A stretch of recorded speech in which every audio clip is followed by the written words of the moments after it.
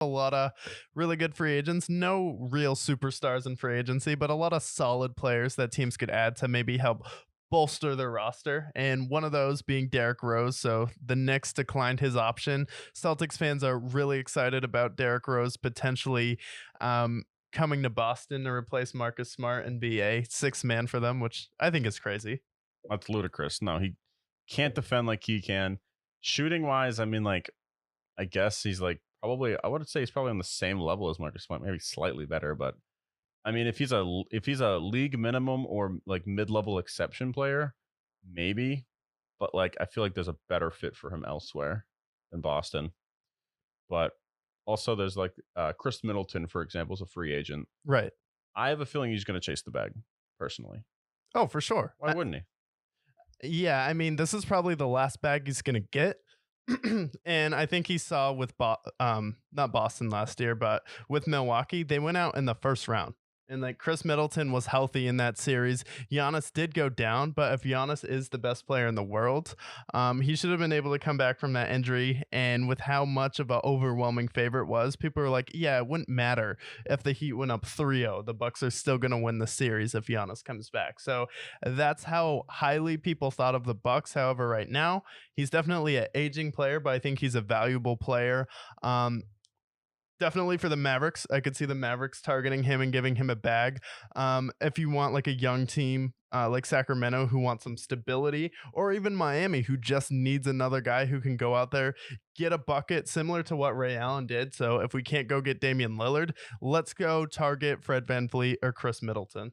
Yeah, someone that can get a bucket. I know that the Jazz also still have a bunch of cap space. And with the new collecting bargaining agreement, they need to use 90% of their salary cap.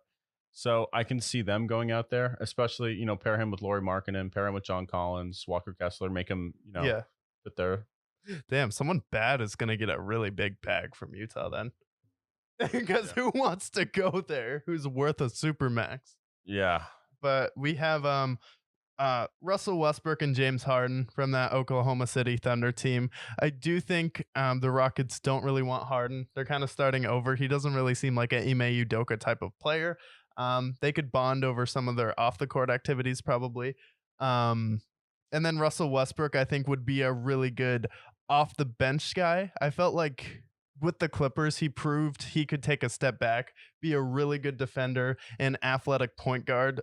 So even a team like Boston, like Russell Westbrook is at the point in his career where he's probably going to go ring chase somewhere. So I wouldn't hate it if he went to Boston, but I do think he loves LA. So I wouldn't hate him staying with the Clippers, and I think it's a good spot. Yeah. I think LA's a good fit for him. At this point, Russell Westbrook and James Harden should be ring chasing because that's ultimately what they're missing in their resume.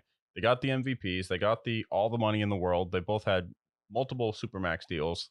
So now it's like you get the title, you're good. And that's why I think James Harden should stay with the Sixers because I don't know who else has the money to pay for him because he's going to probably want a max again still, which I think he's right now he's worth a max, but give him like 2 years, it'll be a bad contract. Yeah, for sure. And then for Russell Westbrook, I would honestly take a pay cut and go somewhere, like the Clippers. Maybe you go to Boston, you go to even Miami would be cool with him Yeah. off the bench. Don't think they really need him necessarily, but but they both should ring chase. My moral of the story. Yeah, they definitely should both ring chase.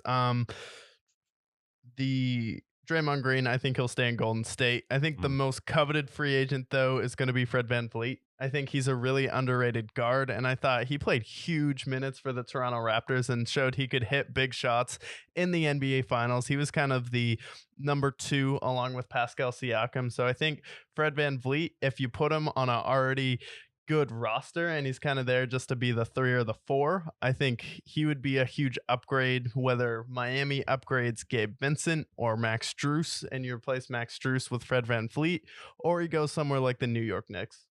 Yeah, the Knicks would be a good fit. If the Sixers don't bring back James Harden, I also see Fred VanVleet on the Sixers. Yeah. Just somewhere where maybe like one piece away, they have the money somehow, they go out and get Fred VanVleet because he's a really nice player. Yeah. If I'm the Mavericks, though, Kyrie Irving's also a free agent. I would sign and trade Kyrie Irving, go after Fred VanVleet because he's going to be cheaper than Kyrie Irving. But at this point in his career, he's a more reliable and he's a better player and he has more heart. So I think he'd be a better fit for that team.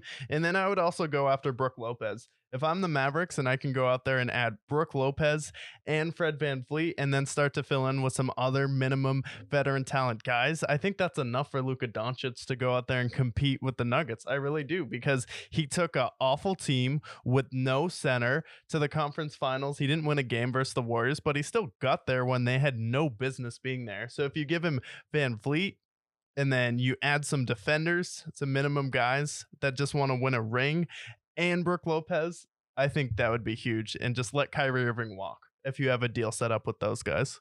Yeah, I see Kyrie Irving on the Lakers. I don't know if it's ESPN brainwashing me because they've been saying that for the last pretty much since he was going to leave Boston and leave Brooklyn. But I see him in the and ultimately on the Lakers. So I don't know who else really wants him at this point. And then for you mentioned Fred VanVleet also available for the deal. Yeah. Um, yeah, I like the Heat. I like the Mavericks would be good. Brook Lopez. I think if Brook Lopez wants to ring chase, he could go for like a mid-level exception slash league minimum and go for like a team like the Suns if he wants to do that. Be somewhere warm away from Milwaukee. Maybe he goes back to Milwaukee on like a mid-level exception deal, but I don't know. I think he's probably trying to ring chase, get another one. Yeah, and then just notable other guards that are free agents. We have Dylan Brooks, Jordan Clarkson, Josh Hart, both have player options they can opt into. And then Seth Curry and Bruce Brown. Bruce Brown looks like he's going to go out there and chase the bag. And then we have Lonnie Walker as well. Yeah, Seth Curry would be a great fit anywhere. He's one of those guys that fits into any offense. He can shoot threes. Really nice role player, super underrated role player. Fun fact about Seth Curry, he actually has a higher 3-point percentage than Steph Curry does. It's because he takes less threes. He Hey, doesn't have the okay to pull up from half court. You don't know. We don't need to add the exceptions there. Yeah, okay. Little brother got big bro. And then I feel like those will all be really good role players. And then do want to talk about the Lakers though, because the Lakers have to make a decision on Lonnie Walker, who honestly saved their season versus the Warriors. Don't think they Yeah. beat the Warriors without Lonnie Walker. And then Rui Hachimura, another person that kind of saved their season. I feel like if they didn't make the move for those two guys in the offseason, I don't know if Lonnie Walker was a midseason addition, but Rui Hachimura was.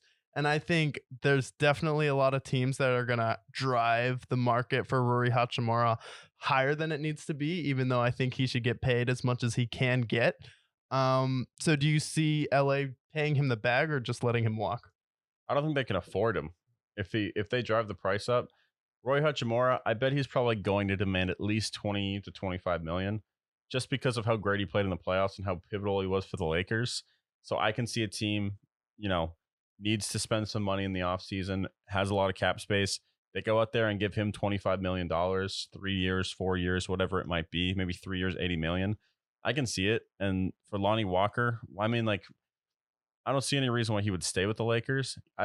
Lonnie Walker was signed in the offseason last year, but he wasn't really utilized until the end of the season. He had a couple injuries, and then he finally was utilized in the playoffs. Both of them should chase the bag. I think Roy Hachimura ultimately does not stay with the Lakers. Okay. Yeah, I like it. I think Roy Hachimura will definitely go out there and get a bag. Great 3-point shooter, really tough defender. I think people looked at what he did to Jokic and were like, okay, there's a strategy there and there's something there, because you can't play him with your center because you're taking him out of the paint. So you just kind of have your center roam off of Aaron Gordon. And you're able to kind of defend Jokic when Aaron Gordon floats to that dunker spot. So definitely think he'll be a hot commodity in the offseason.